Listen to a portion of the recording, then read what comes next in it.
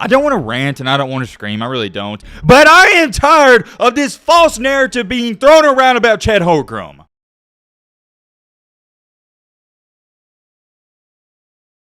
This entire Chet Holmgren narrative, it's gotta stop. I understand it 100%. If you don't think he's gonna be an NBA superstar, that's fine. That is a respectable opinion. But what people are saying about him now, especially after last night, is too far. I honestly believe it was almost like people were waiting for this to happen because as soon as it did, they were pouncing on him and ready to attack. And let me make this very clear. I don't like Chet Holmgren. I don't dislike him. I'm even keel. This is about as unbiased as it's going to get. And that is rare when it comes to Mr. Chet Holmgren, because for the most part, you either love this guy or you hate him, no in-betweens. For me though, and I just want to give you some insight on how I view him, I'm wishing him the best of luck. I hope he succeeds, but I don't think he's a franchise guy. I don't think he's a superstar. I think he's going to be an all-star, but not a superstar. We're going to talk about that. We also, coincidentally enough, got to talk about what else happened at the Pro-Am game last night. For those of you that don't know, Jamal Crawford set up this Pro-Am game, and it had one of the best lineups you'll ever see. You had LeBron James, Jason Tatum, Paolo Banchero, Chet Holmgren, and also, you know,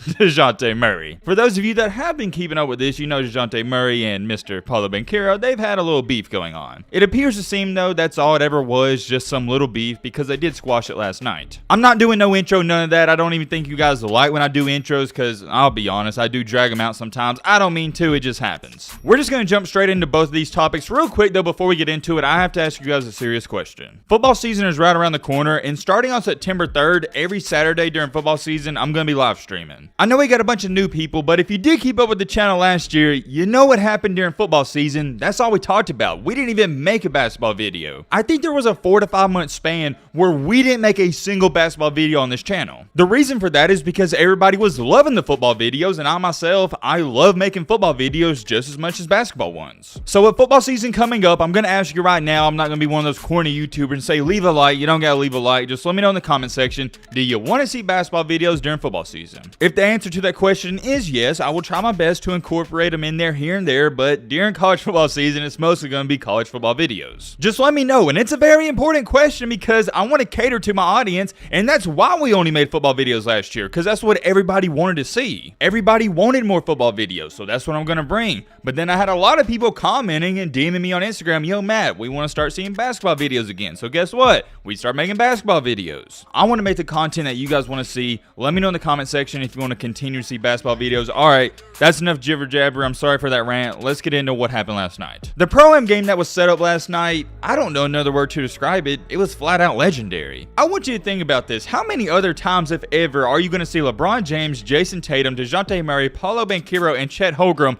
all in a high school gym? Not an NBA arena, a high school gym. You're talking about arguably the greatest player of all time, an all-star in Jason Tatum. Some people think he's a superstar. I don't. DeJounte Murray, who is also an all-star, Paolo Banchero, and Chet Holmgren. I mean, come on now. As a basketball fan, it can't get too much better than that. This wasn't something that I personally was really looking forward to. I know there was a bunch of people that was camping out before the games and they were flying to it and looking forward to it. Me personally, not so much. I thought it was cool and I thought it'd be interesting to watch, but I wasn't hyping it up like an NBA Finals game. It sounded and looked good on paper. You had all these stars coming out to play. You had Jamal Crawford hosting it. It looked like it was going to be legendary. However, it what's a really nice way to say this?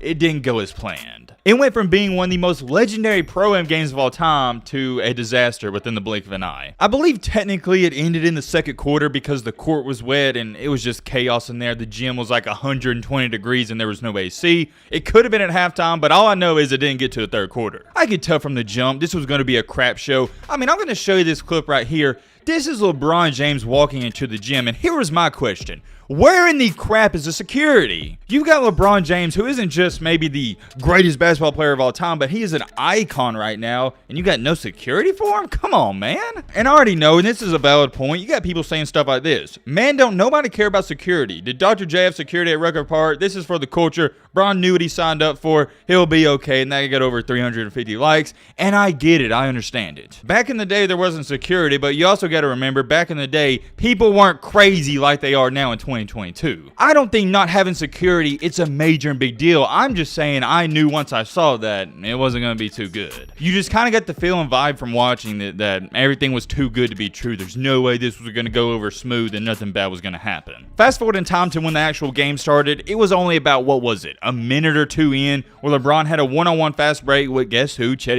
Holmgren, and Chet Holmgren got injured. It's hard to tell from the clip, but it looks like Chet Holmgren got his ankle stepped on by LeBron. And you already know it started trending on Twitter. People were running to the comments and saying, oh, Chet Holmgren, he got bullied. I told y'all when he gets to the NBA, he's going to get bullied and blah, blah, blah, blah. Here's my counter argument to that, and keep in mind, I'm not really a Chet Holmgren fan. It's LeBron James. Who isn't LeBron going to bully on a one-on-one fast break? And as a matter of fact, I want you to look at this clip.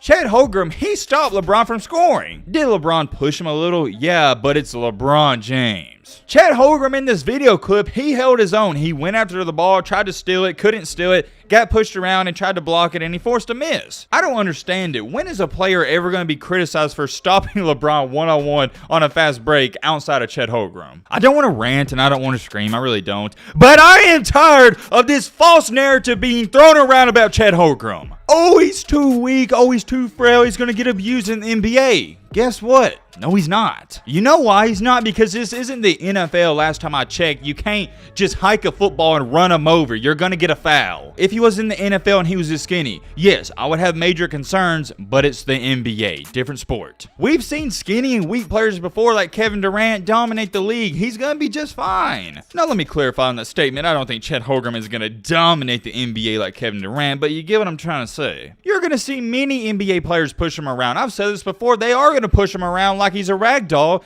but he's still 7 foot and somewhat athletic. He's going to block their shots. Chet Holmgren is the type of guy where you can back him down in the paint all the way to the rim and he can still block your shot. That's how tall he is. But getting back on topic with the injury, I'm tired of people saying that he's going to be too fragile in the NBA. I don't understand where you're getting that argument from, because look what happened in college and high school. That didn't stop him. And I'll be the first to tell you, the NBA compared to college, it's not even in the same atmosphere. It's a completely different competition. But trying to say that he's going to be injury prone, he's built like glass, and he's going to be too fragile, I strongly disagree. I think the better argument is, yes, he's going to be weak. He's going to get pushed around and he's going to get bullied at times. But once again, is that really a bad thing? Because who doesn't LeBron bully in the NBA? That's my argument to that. Once again, not a Chet Holmgren fan, but I think he's going to be just fine. Last but not least, I want to talk about this event and what really happened. I'll show you right here. The crossover program game was called off before halftime due to condensation on the court. In other terms, if you don't know what that means, the gym was getting too hot because apparently, according to sources, there was no AC, and when it gets too hot, it builds up water, which is condensation on the court. I can't dumb it down any more than that. The ball was getting slippery, the court was getting slippery, and it wasn't safe. Yo, look at this reply. Somebody said Stephen Curry had something to do with this, I bet. Why is that funny to me? I don't know. But as we all know, or if you don't know, you should know, Jamal Crawford, he's the one that hosted this. Here's what he wound up tweeting out last night, and it's rather interesting. Number 1, I'm sorry for those who couldn't get in, truly. Number 2, I had to make the decision to stop the game to protect the players. Tough, but right decision. Number 3, thank you to all the stars showing love to our city. Oh wait, my bad. I don't know why I read that backwards. It's showing our city love. You get the point. And this is why I say it's interesting, because apparently, according to people that went to the game, even if you were in line, you didn't get in. Check out this comment. I waited 24 hours outside. Can't believe I wasted my time thinking we would watch good basketball. Maybe next time hire more mop boys and they wouldn't be slipping around on the court. And check out this comment. Not a single person from that quote-unquote line got in. You operated that whole event for your people's LMAO. What was historic about that? Another comment right here. You don't have to be a genius to know that court is trash. Organization and logistics were awful. Only friends and family were getting in. If you don't know how to do an event like that, don't do it. Hashtag trash. And I'm not saying this is true, but apparently, according to these replies, a lot of people in the line didn't even get in. And actually, one of the replies stated, like I read off, that nobody in the line got in. I don't know if that's true. If you know anything about this or you went to the event, let us know in the comment section. Fill us in. Here's what I got to say about that, and I feel strongly about this. Jamal Crawford is pushing 52. This isn't some 25-year-old kid who was trying to run this operation. This is Jamal Crawford, who is pushing 52 years old. He should have had everything under control weeks ago. He should have knew up front that this gym was too small, it's a trash gym, and it's going to get slippery. I think what happened last night, it's flat out embarrassing. Like I said, Jamal Crawford is dang near pushing 52. You're telling me you're pushing 52 years old and you can't even organize a basketball game? Here's my biggest problem with this. I'm going to show you the names of the players that went to this game. Look at this list. You mean to tell me you think this is going to be an A-OK deal to host this event, host this game in a high school basketball gym? Come on, man. Jamal Crawford, I respect you, I really do, but you got to be a little bit smarter than that, my guy. That's all I got to say about it. I think it's embarrassing that you build up and you hype up this event and you can't even get past halftime. It is what it is. I hope he learns from this mistake and maybe he can put on a better event next year. I will be looking forward to that. But last but not least, I actually thought that was going to be last, but I'll show you this. Paolo Banchero and DeJounte Murray, we all know they had some beef, and I'm going to show you a video clip of them making up.